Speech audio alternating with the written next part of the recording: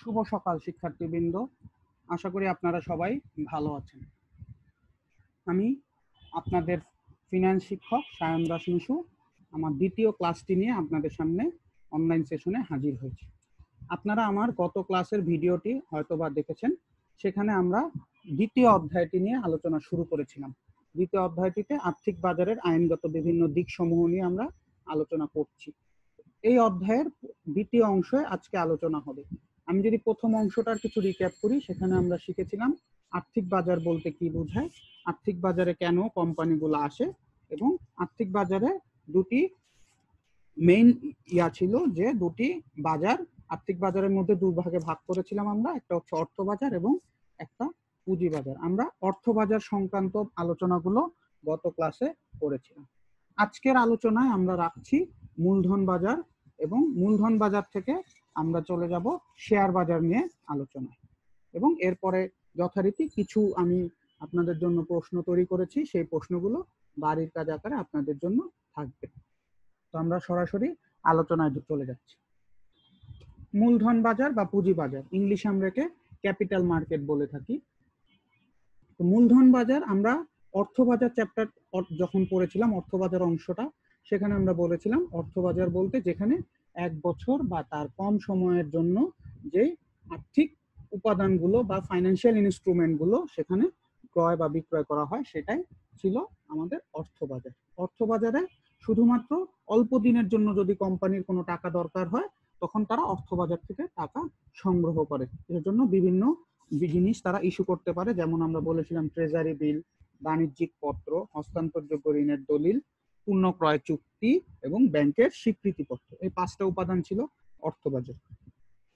এবং এখানে আমরা এখন শিখব মূলধন বাজার। মূলধন বাজার হচ্ছে যে বাজারটি থেকে কোম্পানি এক বছরের বেশি সময়ের জন্য যদি অর্থ দরকার হয়, সেই অর্থটা সংগ্রহ করে। তো এক বছরের বেশি সময়ের জন্য যে লেনদেন বা অর্থের প্রয়োজন হলে কোম্পানি যেখানে আসে, সেটা হচ্ছে পুঁজিবাজার বা মূলধন বাজার। এই বাজারই একটা বড় কোম্পানির জন্য খুবই গুরুত্বপূর্ণ, কারণ বড় কোম্পানির অধিক অর্থের প্রয়োজন হয়। তো এই অধিক অর্থটি সংগ্রহের জন্য তারা মূলধন বাজার থেকে অর্থ নিয়ে থাকে, এবং তাদের ব্যবসাটাকে সুন্দর মতো পরিচালনা করার জন্য তারা এই বাজারে শরণাপন্ন হয়, এবং এই বাজারটি তাদেরকে ব্যবসাটাকে স্থায়িত্ব বাড়ানো এবং ব্যবসাটি চালানোর জন্য সহায়তা করে থাকে।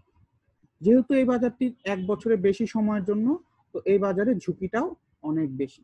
যে কোনো কোম্পানি অনেক অর্থ নিয়ে এই বাজার থেকে চলে গেল, এবং যদি তারা ব্যবসা করে লাভ করতে না পারে, তাহলে তারা ব্যবসা যখন বন্ধ করে দিবে, সেই ক্ষেত্রে কিন্তু সেই ঝুঁকিটা বেশি থেকে যায়। কারণ তারা অর্থ পরিশোধের ক্ষমতা না থাকলে ব্যবসা বন্ধ হয়ে যাবে। সেই ক্ষেত্রে যাদের থেকে তারা টাকাটা সংগ্রহ করলো, সেই টাকাটা কিন্তু সেই লোকগুলা বা সেই প্রতিষ্ঠানগুলো আর পাবে না ওই প্রতিষ্ঠানটাকে দিয়ে দেওয়ার জন্য। তো এই বাজারে ঝুঁকি অত্যন্ত বেশি। এই বাজার থেকে টাকা সংগ্রহ করতে হলে কিছু সরকারি নিয়ম কানুন বা সরকারি নিবন্ধিত হতে হয়।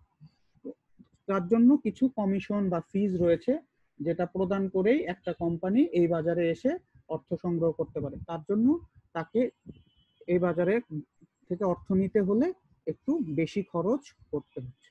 আর আমরা এর আগে জেনেছি অর্থ বাজারকে পরিচালনা করে বাংলাদেশ ব্যাংক, কিন্তু মূলধন বাজারকে পরিচালনা করছে Bangladesh security and exchange commission. এই বাজারটিকে তারাই নিয়ন্ত্রণ করে। এই বাজারে কি কি লেনদেন হবে, কিভাবে হবে, সব কিছুর রুলস এবং রেগুলেশন বিএসইসি তৈরি করে দেয়। বিএসইসি হচ্ছে বাংলাদেশ সিকিউরিটি অ্যান্ড এক্সচেঞ্জ কমিশনের সংক্ষিপ্ত রূপ। আপনাদের জন্য আমি বিএসইসির একটি লোগো ছবি আকারে রেখেছি। আপনারা এইটা গুগল করলেও এই বিএসইসি সম্পর্কে জানতে পারবেন।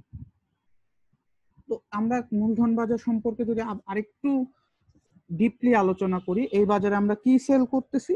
এই বাজারে বিভিন্ন প্রতিষ্ঠান তাদের অর্থ সংগ্রহ করার জন্য আসতেছেন। তারা বিভিন্ন ধরনের শেয়ার, বন্ড, ডিবেঞ্চার এই বাজারে সেল করতেছে। এখানে বড় বড় কোম্পানিগুলো এসে তাদের তহবিল সংগ্রহ করে। আমরা এই বাজার থেকেই তারা তাদের অর্থ সংগ্রহ করে তাদের ব্যবসাটাকে পরিচালনা করতে পারে। তো এই হচ্ছে মূলধন বাজারের একটি সংক্ষিপ্ত সামারি। তো মূলধন বাজারের উপাদানগুলোকে প্রধানত আমরা দুই ভাগে ভাগ করি, ইকুইটি বাজার এবং বন্ড বাজার। ইকুইটি বাজার যেটা আমরা বলি শেয়ার বাজার, যেটা সাথে আপনারা হয়তো পরিচিত আছেন, বা ইকুইটি বাজার। ইকুইটি বাজারে দুই ধরনের ইনস্ট্রুমেন্ট বিক্রি হয়, বা দুই ধরনের ফাইন্যান্সিয়াল ইনস্ট্রুমেন্ট বিক্রি হয়, যেটা সাধারণ শেয়ার এবং অগ্রাধিকার শেয়ার। সাধারণ শেয়ার এবং অগ্রাধিকার শেয়ার, আমরা যেই বাজারটাকে আপনারা জানেন যেখানে শেয়ার বিক্রি হয় বা শেয়ার ক্রয় বিক্রয় হয়, এটা আপনারা অনেকেই শুনেছেন, অনেকেই শেয়ার, আপনাদের পরিচিত লোক আছে যারা শেয়ারের বিজনেস করে থাকে বা শেয়ার কেনা বেচা করে, তারা যেই বাজার থেকে শেয়ার কেনা বেচা করে সেটাই হচ্ছে ইকুইটি বাজার। তো ইকুইটি বাজারে দুইটা জিনিস সেল হয়, একটা সাধারণ শেয়ার, একটা অগ্রাধিকার শেয়ার। সাধারণ শেয়ার বলতে সাধারণ চোখে আমরা যেই শেয়ারটা দেখি, আপনার আশেপাশের লোকজন যারা যেই শেয়ারটা কিনতেছে বা আমাদের এইখানে যেই শেয়ারটা সেল হয় সেটাই সাধারণ শেয়ার। অগ্রাধিকার শেয়ার হচ্ছে যেই শেয়ার, সেই শেয়ারের মূলধন বা সেই শেয়ারের থেকে যেই অংশটা মুনাফা আসে সেটা ফিক্সড থাকে। অর্থাৎ সাধারণ শেয়ারের ক্ষেত্রে কোনো ফিক্সড নাই। যেমন আপনি আজকে 10 টাকা দিয়ে ধরেন স্কয়ার ফার্মাসিউটিক্যালের একটা শেয়ার কিনবেন, এই শেয়ারটার দাম যদি আগামীকাল 12 টাকা হয় তাহলে আপনি 2 টাকা লাভ হবে, আর এই কোম্পানির শেয়ারটার দাম যদি কালকে 8 টাকা হয় তাহলে আপনার 2 টাকা লস হবে। অর্থাৎ সাধারণ শেয়ার কিনলে আপনার লাভ হবে না লস হবে সেটা আপনাকে কেউ বলে দিতে পারবে না। অগ্রাধিকার শেয়ারে একটা ফিক্সড রেটে আপনি লাভ বা ক্ষতিটা পাবেন। এই হলো অগ্রাধিকার ও সাধারণ শেয়ারের মধ্যে বেসিক ডিফারেন্স। এছাড়াও সাধারণ শেয়ারের লোক যারা, তারা কিন্তু একটা কোম্পানির ভোটিং হয়, অর্থাৎ বছর শেষে তারা একটা নতুন বছর শুরু যখন করে, সাধারণত এটা জুন জুলাই আগস্টে করে থাকে, এটাকে বলে এজিএম। আবার বলছি আমি, এজিএম, অ্যানুয়াল জেনারেল মিটিং। এই মিটিং এর মাধ্যমে কোম্পানি প্রতি বছরের পরিচালনা পর্ষদ, চেয়ারম্যান, ডিরেক্টর, কারা কোন প্রতিষ্ঠানটাকে কারা চালাবে, কিভাবে চালাবে, এই ভোটটা হয়। সাধারণ শেয়ার যারা কিনে তারা সেই ভোটে অংশগ্রহণ করতে পারে, বাট অগ্রাধিকার শেয়ার যারা কিনে তারা সেই ভোটে অংশগ্রহণ করতে পারে না। অর্থাৎ সহজ ভাষায় বললে তাদেরকে পরিচালনার জন্য ভোটাধিকার করার প্রয়োগ নিতে পারে হচ্ছে সাধারণ শেয়ার হোল্ডাররা, বাট অগ্রাধিকার শেয়ার হোল্ডাররা কোনো ভোটিং রাইট রাখে না। ঠিক আছে। আচ্ছা, কোম্পানি ধরেন বন্ধ হয়ে যাবে, সেই ক্ষেত্রে সাধারণ শেয়ার ও অগ্রাধিকার শেয়ারের মধ্যে আগে টাকা পাবে হচ্ছে অগ্রাধিকার শেয়ার হোল্ডাররা। অর্থাৎ কোম্পানির যদি কিছু টাকা থেকে থাকে, সেই টাকাগুলো তো আপনার যারা কোম্পানির পাওনাদার, শেয়ার হোল্ডাররাও কাইন্ড অফ পাওনাদার, তাদেরকে টাকা দিতে হয়। এখন কোম্পানির ধরেন কিছু টাকা রয়ে গেল, এখন কোম্পানি আগে অগ্রাধিকার শেয়ারের হোল্ডার যারা তাদেরকে অর্থ পরিশোধ করবে। ধরেন কোম্পানির কাছে 100 টাকা আছে, এখন 80 টাকা ধরেন সাধারণ শেয়ার হোল্ডারদের পাওয়ার কথা, 50 টাকা ধরেন অগ্রাধিকার শেয়ার হোল্ডারদের পাওয়ার কথা। এখন কোম্পানির আছেই 100 টাকা, তার মানে পাচ্ছে কত? পাচ্ছে হচ্ছে 80 টাকা এক গ্রুপ, 50 টাকা এক গ্রুপ। সাধারণ শেয়ার 80, অগ্রাধিকার শেয়ার 50, তাহলে 80 আর 50 130 টাকা, তাহলে কোম্পানি 100 টাকা দিতে পারবে। তো আগে কোম্পানি অগ্রাধিকার শেয়ার হোল্ডারদের 50 টাকাটা শোধ করবে, তারপরে অবশিষ্ট 50 টাকাটা থেকে সাধারণ শেয়ার হোল্ডারদেরকে দিতে পারবে অবশিষ্ট 50 টাকা। তার মানে 30 টাকা যেটা উদ্বৃত্ত সেটা কিন্তু আর কাউকে দিতে পারবে না। এখন সাধারণ শেয়ার হোল্ডাররাও বলতে পারবে না যে আমরা আগে নিব আমাদের 80 টাকা, কারণ নিয়ম অনুযায়ী অগ্রাধিকার শেয়ার হোল্ডাররা আগে টাকা পাবে, তারপর সাধারণ শেয়ার হোল্ডাররা টাকা পাবে। এইটা হচ্ছে আপনার সাধারণ শেয়ার ও অগ্রাধিকার শেয়ারের মধ্যে কিছু পার্থক্য। তারপরে আসতেছে বন্ড। বাংলাদেশের মার্কেটে বন্ড খুবই কম, একই সাথে সাধারণ শেয়ার বাজারও খুব কম। বেসিক্যালি আমরা যে শেয়ার বুঝি সেটাই সাধারণ শেয়ারই বুঝি। অগ্রাধিকার শেয়ারের সংখ্যাও বাংলাদেশে খুবই কম, একই সাথে বন্ডও কম। বাংলাদেশে প্রাইভেট কোম্পানির বন্ড খুব কম আছে, 3টা কি 4টা কোম্পানি আছে যারা বন্ড ইস্যু করে থাকে, যেমন এসিআই বা ইসলামী ব্যাংক অফ বাংলাদেশ, এই দুইটাই সাধারণত বন্ড ইস্যু করে আর গভর্নমেন্ট বন্ড ইস্যু করে। তো প্রাইভেট সেক্টরের মধ্যে এসিআই এবং ইসলামী ব্যাংক আর গভর্নমেন্ট, এই 3টাই সাধারণত বন্ড ইস্যু করে। তো বন্ডের ক্ষেত্রেও সেম, একটা নির্দিষ্ট হারে সুদ দেওয়া হয়, এবং বন্ড রিলেটেড কিছু ম্যাথ আমরা পরবর্তী একটা অধ্যায়ে পুরোটাই পাবো, সেখানে বন্ড রিলেটেড অঙ্ক করব আমরা, তো ওইখানে গিয়ে আপনারা আরো ডিটেইলস জানতে পারবেন। তো বন্ড আমরা আপাতত বন্ড বলতে বোঝাচ্ছি যার একটা নির্দিষ্ট মেয়াদ থাকবে এবং মেয়াদ পূর্তিতে আপনি নির্দিষ্ট হারে সুদ পাবেন এবং একই সাথে মেয়াদ পূর্তিতে একটা এককালীন অর্থ পাবেন, দ্যাট ইজ বন্ড। এবং বন্ডের ক্ষেত্রেও সেম, আমরা একটু আগে যেটা বলতেছিলাম, কোম্পানি যদি বন্ধ হয়ে যায় বন্ড হোল্ডাররাও আগে টাকা পাবে, সেই ক্ষেত্রে অগ্রাধিকার শেয়ার পরে টাকা পাবে, আগে বন্ড টাকা পাবে। তার মানে আমি যদি এখান থেকে সিরিয়াল করার চেষ্টা করি তিনটা নিয়েই, তাহলে আগে টাকা পাবো বন্ড হোল্ডার, দেন অগ্রাধিকার শেয়ার, দেন সাধারণ শেয়ার। অর্থাৎ বন্ড হোল্ডার পাওয়ার পর কিছু অবশিষ্ট থাকলে অগ্রাধিকার শেয়ার, অগ্রাধিকার শেয়ার কিছু পাওয়ার পর যদি অবশিষ্ট থাকে দেন সাধারণ শেয়ার। আর যদি না থাকে, দেখা গেল বন্ডকে দিয়েই আর দেওয়া যাচ্ছে না, তাহলে এই দুই গ্রুপ পাবেই না। দেখা গেল বন্ডকে দেওয়ার পর যা আছে তা অগ্রাধিকারকে দেওয়ার পর এটা পাচ্ছে না, এরা পাবে না। তো এই হলো বন্ড। তার মানে বন্ড সবচেয়ে কম, এই ক্ষেত্রে কম ঝুঁকিপূর্ণ। অর্থাৎ বন্ডে আপনি একটা নির্দিষ্ট হারে টাকা পাবেন, অগ্রাধিকারও নির্দিষ্ট, বাট সেটা বন্ডের তুলনায় কম। তার মানে কিছুটা ঝুঁকিপূর্ণ অগ্রাধিকারের শেয়ার বন্ডের তুলনায়, আর সাধারণ শেয়ার সবচেয়ে বেশি ঝুঁকিপূর্ণ। তো এই হচ্ছে বেসিক কনসেপ্ট। এখানে আপনাদের একটা প্রশ্ন হয়, সাধারণ শেয়ার ও অগ্রাধিকার শেয়ারের মধ্যে পার্থক্য লেখো। বিভিন্ন বোর্ড পরীক্ষায় এই প্রশ্নটা এসে থাকে। তো আপনারা এই কোশ্চেনটা একটু ভালো করে মনোযোগ সহকারে বই থেকে এবং আমার এই লেকচারটা শুনে আপনারা নিজেরাই একটা নোট করার চেষ্টা করবেন, যে মিনিমাম 5টা বা 6টা পয়েন্ট লেখার চেষ্টা করবেন সাধারণ শেয়ার ও অগ্রাধিকার শেয়ারের মধ্যে পার্থক্য। আশা করি আপনারা এইটুকুন বুঝতে পেরেছেন। আমরা পরবর্তী স্লাইডে চলে যাই। আচ্ছা, শেয়ার বাজার। তো আপনারা দেখতে পাচ্ছেন বাংলাদেশে দুইটা শেয়ার বাজার আছে বা দুইটা মার্কেটে হয়, একটা ঢাকা স্টক এক্সচেঞ্জ, একটা Chittagong stock exchange. Dhaka stock এক্সচেঞ্জটা আমাদের খুব কাছে মতিঝিলে অবস্থিত, সেখানেই শেয়ারের কেনা বেচা হয়ে থাকে, এবং চিটাগং স্টক এক্সচেঞ্জটা চট্টগ্রামে অবস্থিত। আচ্ছা, শেয়ার বাজার আবার দুইটা বাজার আছে। শেয়ার বাজার একটা প্রাথমিক বাজার, একটা মাধ্যমিক বাজার। প্রাথমিক বাজার হচ্ছে প্রাইমারি মার্কেট, মাধ্যমিক বাজারকে আমরা বলি সেকেন্ডারি মার্কেট। আচ্ছা, প্রাথমিক বাজারটা কি? প্রাথমিক বাজারটা হলো যেই বাজারে কোম্পানি শুরুতেই এখানে এসে রেজিস্ট্রি করে, সেটাই হচ্ছে প্রাথমিক বাজার। ধরেন আপনারা হয়তো নিউজ বা পেপারে দেখেছেন যে রবি একটা সিম কোম্পানি, আপনারা সবাই জানেন। তো ওরা রিসেন্টলি বাজারে শেয়ার আনতে চায় সবার জন্য, সবাই যাতে কিনতে পারে তাদের কোম্পানির শেয়ার। তো তারা যখন প্রথম আসবে মার্কেটে, তারা আসবে প্রাথমিক বাজারে। অর্থাৎ কোম্পানি যখন প্রথমবার আসে তখন তারা প্রাথমিক বাজারে এসে বলে যে আমরা আমাদের কোম্পানির শেয়ার ছাড়তে চাই। তখন বিনিয়োগকারীরা সেই কোম্পানির শেয়ারটা কিনে। তখন এই প্রক্রিয়াটার একটা নাম হচ্ছে IPO, initial public offering. IPO, initial public offering. ধরেন রবি এখন বললো আমি 100টা শেয়ার ছাড়বো, এরকম আপনার আমার মতন 500 জন রবির জন্য কিনতে চায়। তখন রবি কি করবে, 100 জনকেই দিবে।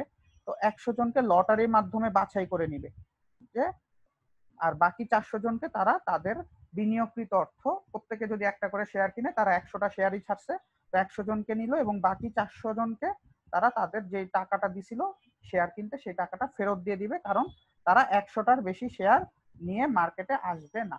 প্রথমে তারা লটারির জন্য অনেকগুলা শেয়ার ছেড়ে দিবে, বা অনেকজনকে বলবে ঠিক আছে আপনি নেওয়ার জন্য আবেদন করেন। আপনারা ভর্তি হওয়ার জন্য যেরকম করছেন, অনেকেই আবেদন করছেন, অনেকে কিন্তু নিতে পারে নাই। যাদেরকে নিতে পারছে তাদেরকে রাখছে, বাকি যারা তাদেরকে বলছে অন্য কোথাও ভর্তি হয়ে যায়। এখানেও তাই, বিনিয়োগকারীকে সবাইকে নিতে পারবে না। তবে এখানে একটা প্লাস পয়েন্ট হলো, বিনিয়োগকারী যদি লটারির মধ্যে নাম না আসে বা তার অ্যাকাউন্ট নাম্বারটা না আসে, সেক্ষেত্রে তাকে অর্থ ফেরত দেওয়া হবে। অর্থাৎ মূল কথাটাই হলো, প্রাথমিক বাজার হচ্ছে কোম্পানি যখন প্রথমবারের মতো শেয়ার ইস্যু করতে চায় বিনিয়োগকারীদের কাছে, সেটাই মূলধন বাজারের একটি পার্ট, সেটা হচ্ছে প্রাথমিক বাজার। তো তারপর একটা সেকেন্ডারি মার্কেট, মাধ্যমিক বাজার। মাধ্যমিক বাজার বলতে আমরা বুঝাচ্ছি যেটা নর্মালি বিনিয়োগকারীর সাথে বিনিয়োগকারীর লেনদেন। অর্থাৎ আমার কাছে আজকে একটা শেয়ার আছে, আমি কালকে এটা আপনার কাছে বিক্রি করে দিলাম, দ্যাট ইজ একজন বিনিয়োগকারী আরেকজন বিনিয়োগকারীর কাছে বিক্রি করলো। এখানে কোম্পানি আসতেছে না। আজকে শেয়ার আমি স্কোয়ারের কিনলাম 10 টাকা দিয়ে, কালকে 15 টাকা দাম পাইলাম, আরেকজন আমার থেকে কিনে নিল, বা আমি আরেকজনের কাছে বিক্রি করে দিলাম। তার মানে বিনিয়োগকারী থেকে বিনিয়োগকারী কিনলো, দ্যাট ইজ মাধ্যমিক বাজারে হচ্ছে এটা। এখানে কোম্পানি কোনো ইনভলভমেন্ট নাই। শেয়ারের দাম বাড়া কমার সাথে সাথে ক্রয় বিক্রয় কাদের মধ্যে হচ্ছে, বিনিয়োগকারীর সাথে বিনিয়োগকারী। এখানে কোম্পানি আর আসতেছে না।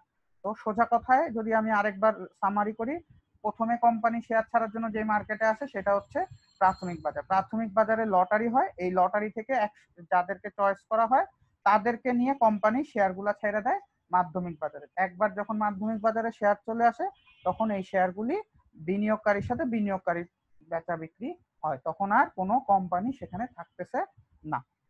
তো এটাই হলো প্রাথমিক বাজার ও মাধ্যমিক বাজারের পার্থক্য। তো সাধারণত আমরা যদি ছোট ব্যবসায়ী বা ছোট বিনিয়োগকারী চিন্তা করি, যদি লস না করতে চাই তাহলে আমরা প্রাথমিক বাজারে আসতে পারি, কারণ আমি যদি লটারিতে আমার নাম নাও আসে আমি অর্থটা ফেরত পাওয়া যায়। আর যদি একটু লাভ করতে চাই, প্রাথমিক বাজার থেকে আপনি লাভ হওয়ার চান্স 50-50, লাভ হতেও পারে লস হতে পারে। আর মাধ্যমিক বাজারের ক্ষেত্রে আপনার লাভ হওয়ার চান্সটাও বেশি, লস হওয়ার চান্সটাও বেশি, কারণ শেয়ারের দাম বাড়বে কমবে। তো আপনি যদি এই প্রাথমিক বাজারে বিনিয়োগ করেন বা প্রাথমিক বাজারকে নিয়ে টার্গেট করেন, তাহলে অনেক দিন ধরে মার্কেটে থাকলে আপনি হয়তো বা কিছু লাভ করতে পারবেন। আর মাধ্যমিক বাজারে যদি আপনি বুঝে ইনভেস্ট করেন বাংলাদেশের মতন মার্কেটে, তাহলে দ্রুত কিছু অর্থ উপার্জন করতে পারবেন। যদিও বাংলাদেশের শেয়ার মার্কেটটা এই থিওরিটিক্যালি চলে না, এটা অনেকটা লোকের ডিমান্ড এবং সাপ্লাইয়ের উপর নির্ভর করেই শেয়ারের দাম বাড়ে কমে। আচ্ছা, তাহলে আজকে আমরা দুটো জিনিস আলোচনা করেছি, প্রাথমিক বাজার ও মাধ্যমিক বাজার সম্পর্কে। দুটোর প্রাথমিক বাজার কি, মাধ্যমিক বাজার কি, দুটোর কি পার্থক্য, এটাও একটা আপনাদের জন্য প্রশ্ন হয় পরীক্ষায়, এবং একই সাথে আপনাদের রিয়েল লাইফেও এটা কাজে দিবে। প্রাথমিক বাজারে আমি যদি শেয়ারের বিজনেস করতে চান, যেহেতু আপনারা বিজনেস ব্যাকগ্রাউন্ড, সেক্ষেত্রে প্রাথমিক বাজারের সাথে কি সম্পর্ক, মাধ্যমিক বাজারের কি সম্পর্ক জানতে পারেন। এবং একই সাথে আমরা শেয়ার 2-3টা ধরনের সেটা নিয়ে আলোচনা করেছি। তো এখন আজকের ক্লাসটি এখানেই শেষ করব। শেষ করার আগে আজকের বাড়ির কাজটা আপনাদেরকে জানিয়ে দিই।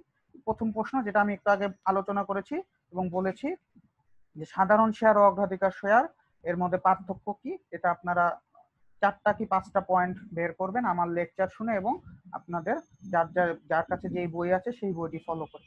এবং ট্রেজারি বন্ডের আয়ের হার ঝুঁকি মুক্ত। ট্রেজারি বন্ড বলতে আমরা বলতে চাচ্ছি গভর্নমেন্ট যে বন্ডগুলো ইস্যু করে। তো গভর্নমেন্টের ইস্যুকৃত জিনিস কখনোই আপনার ঝুঁকি নাই, কারণ গভর্নমেন্ট কখনো বন্ধ হয়ে যাবে না। এক গভর্নমেন্ট যাবে, আরেক গভর্নমেন্ট আসবে। 5 বছর মেয়াদ, একজন প্রাইম মিনিস্টারের পরে আরেকটা প্রাইম মিনিস্টার আসবে, ওই প্রাইম মিনিস্টারের পরে আরেকজন প্রাইম মিনিস্টার আসবে। একটা দেশের সরকার কখনো বন্ধ হয়ে যায় না, চেঞ্জ হয়, পার্সন চেঞ্জ হবে, বাট গভর্নমেন্ট চেঞ্জ হবে বা ব্যক্তি চেঞ্জ হবে, বাট গভর্নমেন্ট অ্যাজ ইনস্টিটিউট বা অ্যাজ এ প্রতিষ্ঠান কখনোই চেঞ্জ হবে না। বাট অনেক প্রাইভেট, যেমন ধরেন ব্যাংক বন্ধ হয়ে যেতে পারে। আপনারা জানেন যে টেলিটক বা সিটিসেল একটা কোম্পানি ছিল, এখন সিটিসেল আর নাই, ওরাও কিন্তু এই সিম বিক্রি করতো, এখন আর নাই। তো ওই ধরনের কোম্পানিতে কিছুটা ঝুঁকি আছে, বাট গভর্নমেন্ট গণপ্রজাতন্ত্রী বাংলাদেশ সরকার এরা কখনোই বন্ধ হবে না।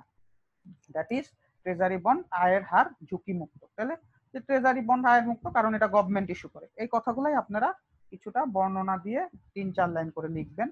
এবং লাস্ট প্রশ্ন হচ্ছে প্রাথমিক বাজার তুলনামূলক কম ঝুঁকিপূর্ণ। আমরা দুটা বাজার বলেছি, প্রাথমিক বাজার ও মাধ্যমিক বাজার। তো মাধ্যমিক বাজার একটু ঝুঁকিপূর্ণ, যেখানে বিনিয়োগকারীর সাথে বিনিয়োগকারী লেনদেন। প্রাথমিক বাজারে সেটা না, বিনিয়োগকারীর সাথে কোম্পানি ফার্স্ট টাইম যখন আসে, যে মার্কেটে আসে, এবং সেটা কি প্রসেস হয় সেই প্রসেসটাও আমি আপনাদের সাথে আলোচনা করেছি। তো আজকে আমরা এখানে ক্লাসটি শেষ করব। সবাইকে আবারও অসংখ্য ধন্যবাদ।